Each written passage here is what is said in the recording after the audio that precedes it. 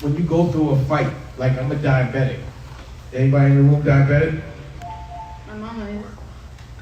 Wow, it's like 1 out of 3 people. Somebody's diabetic here. I'm not trying to say it. They don't know it.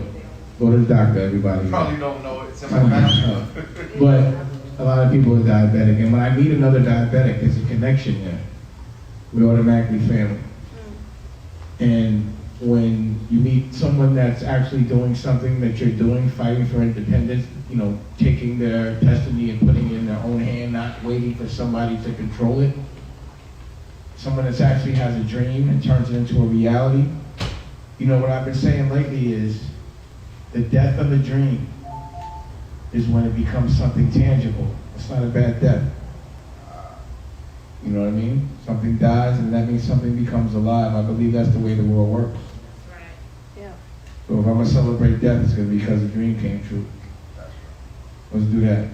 You have to control the narrative. It's the way you look at things. So when I see somebody doing that, doing what I'm doing, I know what they're going through. I know what it means to be fearless, to just say, I'm gonna do it. And the problem is a lot of times culturally, we look at each other as competition as opposed to partners. That's right. Like, oh, they doing it, then that means they might knock my spot out. They might, you know, I gotta protect the plug because the plug's not our culture, and they only deal with one nigga at a time. That's how Netflix is, and it pisses me off. It's weird because Fox owns Tubi, and I would never expect Fox to be the outlet to give that kind of freedom. You know, where you can eat the food you kill, they get it. But anyway, you know, we started to distribute films because I distribute my own, and I was like, this would be a great platform for other indie films. And you know, Omar is on the street running. He's just doing nothing but living and breathing movies. You know, he's like ill. Like, he was in the music business, he'd be the best A&R. But right now, he's head of acquisitions with Dave Dash Studio. And he told me about the film, and you know, we're a rough crowd, we're very honest. So if he brings me some, I'm gonna be honest with him. We're gonna laugh, I'm gonna tease him. You know, we're gonna have Zooms with everybody else. I'm gonna be so nobody comes to me with no. And he came through. I knew it would be good, or at least good enough. But also, I didn't know how good you guys would promote. I was impressed with the promotion. I was impressed with just capitalizing off the opportunity. That's the best way to say thank you, is action. And I see this action. So, you know, I'm gonna keep challenging you. And because of this movie, which to me is like a demo, we actually negotiated a deal to make another movie, and we're gonna start immediately. And I wanted her to be proof of concept of what this means, independent spirit, and what it looks like when we stick together. Yes. So, you know, I just wanted to say I appreciate you. I appreciate you too. I have some questions. Go, shoot. And then after that, you know, me, I'm a guy that actually does therapy. When you have a consigliere in the street, that's your therapist. It's the person that can kind of give you advice without having a dog in the fight based on statistics. Having support's not a bad thing. So, you know, at your family, I want to make sure your mind is right. So I'm gonna have you talk to my therapist. Got you. Yeah. But my question is this: what inspired you to make this movie? Well, first of all, I became an actor so that I could touch humanity without ever meeting them. That's my heart. That's where my creativity begins. The reason I made this movie in particular is because I always wanted to get into the psyche of a serial killer. I always wanted to figure out what makes them tick without judgment. Because I find that if you have less judgment, then you have more capacity to love. And so I wanted to make a serial killer lovable. That was why I initially signed on to do the film.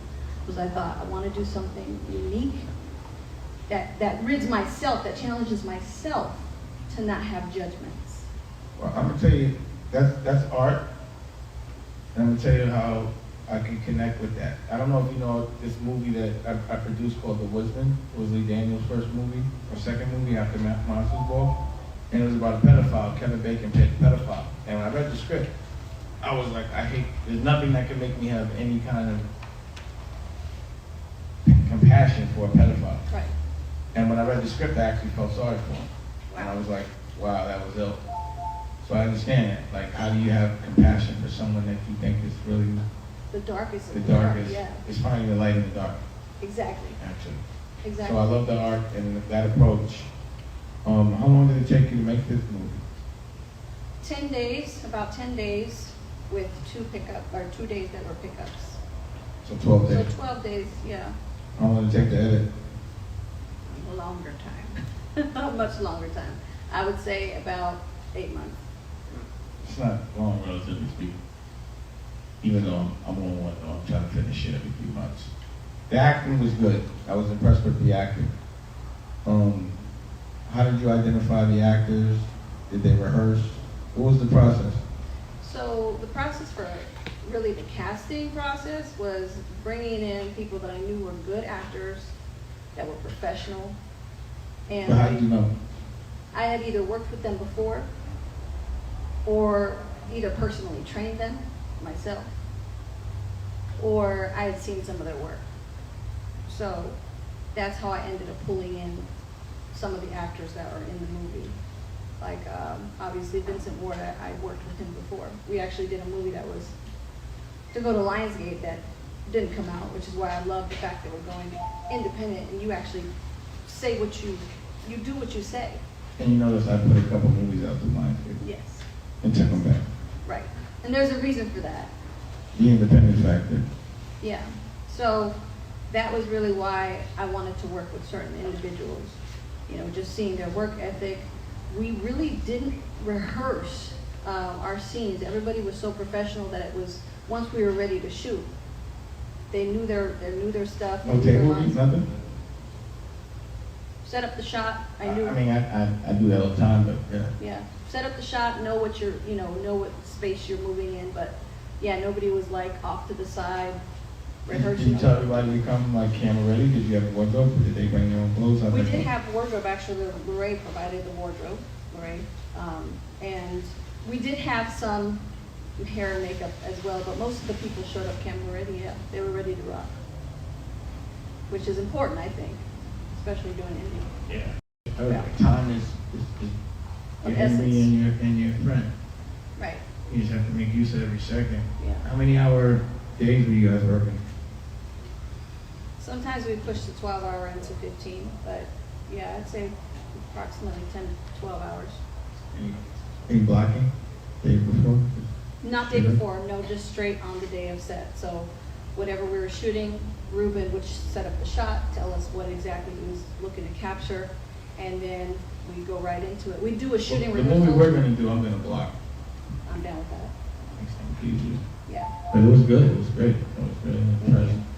So, something concerns me a little bit. Tell me.